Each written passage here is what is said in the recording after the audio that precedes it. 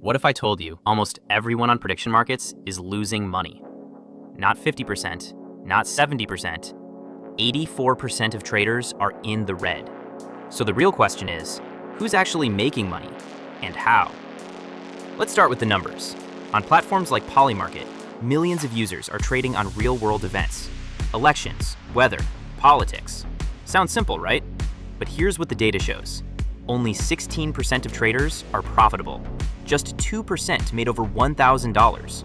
And the top 0.04% captured around 70% of all profits. That means almost everyone else, they're not trading. They're providing liquidity for the winners. And those winners, they don't guess.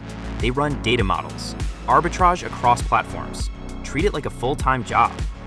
Now it gets darker. In April 2026, a US Special Forces soldier didn't just trade. He bet on the capture of Nicolás Maduro. Not speculation, not analysis. He had access to classified military plans for the operation. So what did he do? Placed around $33,000 in bets on outcomes tied to US intervention and Maduro's removal, right before the operation happened. And the result? Over $400,000 in profit. This wasn't a lucky trade. This was a Maduro bet backed by insider knowledge. Gannon Ken Van Dyke was later charged for using classified information from the mission to profit on Polymarket. That's not skill, that's information advantage. And it's not an isolated case. Before US strikes on Iran, 6 wallets placed perfectly timed bets and made $1.2 million. This raises a serious question. Are you competing or just playing against insiders? Not all manipulation is illegal. Some of it is just creative. Take this. In April 2026, Polymarket launched contracts on one simple thing, the maximum daily temperature in Paris. Forecast? Around 18 degrees Celsius. Nothing unusual. But some traders did something strange. They started buying contracts for 22 degrees, dirt cheap. At first, it made no sense, until this happened.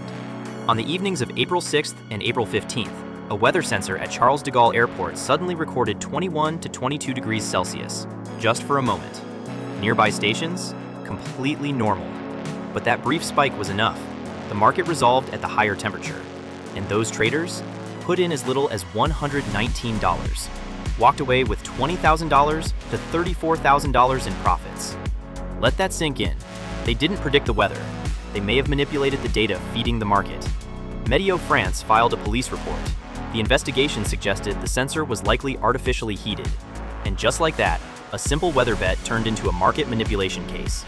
Because in these markets, if you can control the input, you control the outcome. And it doesn't stop there. Sometimes the edge isn't illegal. It's just exploiting the rules. Take December 2025. During an earnings call, Brian Armstrong, CEO of Coinbase, casually dropped a few words. Bitcoin, Ethereum, blockchain, staking, Web3. Sounds normal, right? Except, traders were actively betting on whether he would say those exact words on platforms like Polymarket and Kalshi. Total volume? Around $84,000. And Armstrong knew it. He later admitted he was watching the markets and did it for fun. The result? Markets resolved yes, full payouts were made. But the takeaway was bigger. These mentioned markets can be easily influenced by the very people they depend on. And then there are cases that raise even more questions. August 2025, a trader known as Romantic Paul made large bets on one very specific outcome, the engagement of Taylor Swift and Travis Kelce. Not after rumors, not after leaks, before any public announcement. Just one day later, the engagement was confirmed. The market resolved yes, the profit was locked in, the platform paid out.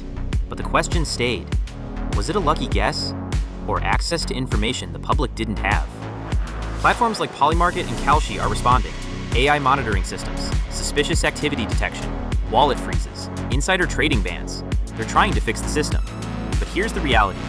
As long as humans are involved, there will always be ways to game it. Prediction markets are not just about predicting.